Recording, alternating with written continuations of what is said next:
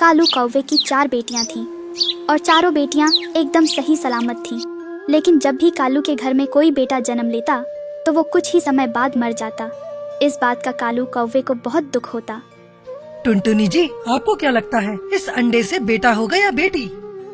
कालू जी, इस अंडे से तो बेटा ही निकलेगा और मैं उसका नाम गोलू रखूंगी। लेकिन टुनटुनी, हमारे बेटे कहाँ जिंदा रहते हैं? वो तो जन्म के 1-2 दिन बाद ही मर जाते हैं।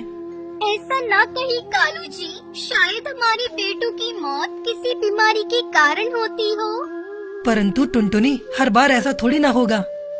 कहानी में आगे बढ़ने से पहले जब हम बीमार होते हैं, जब कोई दवा काम नहीं आती, तब माँ की दुआ काम आती है। तो आज इस माँ के लिए इस वीडियो को लाइक और इस चैनल को सब्सक्राइब कर दें। आप जैसा कह रहे हो शायद वही ठीक हो, लेकिन मेरा मन तो बहुत घबराता है। टुनटुनी, ऊपर वाले का नाम लो, सब ठीक होगा और हम अपनी पूरी देखभाल करेंगे। ऐसे ही बातें करके वो दोनों पति पत्नी सो जाते हैं और अगली सुबह उनके अंडे से एक बेटा निकलता है, जिसे देखकर टुनटुनी चिड़िया तो बहुत खुश होती है। देखा आपने, हमारे अंडे से बेटा हुआ है, जो मैंने कहा था वही हुआ। मम्मा, क्या इस बार भी भाई हमें छोड़कर चला जाएगा? नहीं नहीं मेरी बच्ची, अब आपका भाई कहीं नहीं जाएगा। अब आप सब अपने भाई के साथ खूब मस्ती करना। इस तरह से टुनटुनी चिड़िया और उसकी बेटियां तो बहुत खुश थीं, लेकिन कालू कौवे को कहीं ना कहीं डर सता रहा था, क्योंकि पहले भी उसके 3 बेटे जन्म के कुछ दिन बाद मर चुके थे और ऐसे ही 2 दिन बीत जाते हैं। कालू जी, आप निश्चित होकर भोजन लेने जाएं। मैं अपने बेटे का पूरा ध्यान रखूंगी। ठीक है टुनटुनी, आप बेटे का पूरा ध्यान रखना। मैं जल्दी ही भोजन लेकर घर आ जाऊंगा। ऐसा कहकर कालू कौवा भोजन लेने चला जाता है, जहाँ उसे टूनी चिड़िया मिल जाती है। कालू भैया, आपका चेहरा क्यों उतरा हुआ है, जबकि आपके घर तो बेटा हुआ है? टूनी चिड़िया, आप तो सब कुछ जानती हो कि मेरे बेटे जिंदा नहीं रहते, फिर मैं खुश कैसे रह सकता हूँ? लेकिन हर बार ऐसा नहीं होगा। आप बेकार में ही चिंता कर रहे हो। क्या पता पहला बच्चा जन्म के समय स्वस्थ न हो, इसलिए उसकी मौत हुई हो। ठीक है टूनी चिड़िया, मैं चलता हूँ। मेरा घर से बाहर मन नहीं लगता। ऐसा कहकर कालू कौवा अपने घर आ जाता है। जैसे ही वो अपने बेटे को देखता है तो वो मर चुका था।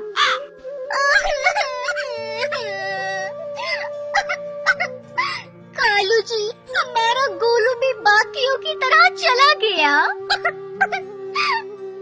हमारे गोलू को क्या हुआ था? बुखार, बस थोड़ा सा बुखार आया था। जब तक मैं डॉक्टर के पास ले जाती, तब तक तो ये मर गया। इस तरह से कालू का परिवार फिर से दुखों में भर जाता है और कालू कौवा तो इस गम को भूल ही नहीं पाता। एक दिन कालू कौवे का दोस्त बंटी उसे एक पेड़ पर मिलता है। कालू भैया, आपने क्या हालत बना ली है? अपने ऊपर थोड़ा सा भी ध्यान नहीं देते। तू कितना दुबला हो गया है, अपने ऊपर थोड़ा सा तो ध्यान दे। दोस्त, मैं क्या करूं? अपने बेटे का गम मैं भुला नहीं पाता। बस दिन रात उसी की यादों में खोया रहता हूँ। ये ले दोस्त, ये दारू पी, जो सारा गम भुला देती है। तू भी इसे पीना शुरू कर दे, फिर सारे गम भूल जाएगा। क्या तुम सच कहते हो? हाँ बिल्कुल, इस दारू को पीने के बाद तेरा सारा दुख कम हो जाएगा। इसका एक घूंट पीने से तेरे सारे बड़े गमों को भुला देगी। यह सुनकर कालू कौवा थोड़ी सी दारू पी लेता है। उसे दारू कड़वी लगती है। छी, ये कितनी बेकार है और इसका स्वाद भी कड़वा है। कालू, तूने पहली बार पी है, वरना स्वाद तो बहुत अच्छा है। मैं तो रोज पीता हूँ। ठीक है, अब मैं अपने घर जाता हूँ, कल फिर से आऊँगा। ऐसा कहकर कालू कौवा वहाँ से चला जाता है।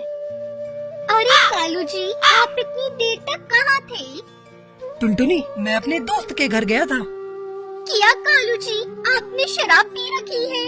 आपके मुंह से तो बदबू आ रही है। नहीं नहीं टुनटुनी, मैंने शराब नहीं पी। ऐसा कहकर कालू कौवा अपने घोंसले में गिर जाता है और सो जाता है।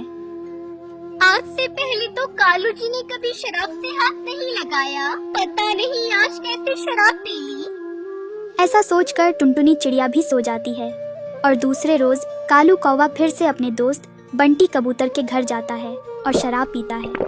अरे दोस्त, तूने तो इस शराब से मेरा गम ही भुला दिया। अब रात को बहुत अच्छी नींद आती है। अब मैं रोज तेरे पास शराब पीने आया करूँगा। तभी ये सब बातें टूनी चिड़िया सुन लेती है और वह जल्दी से टुनटुनी के पास जाती है।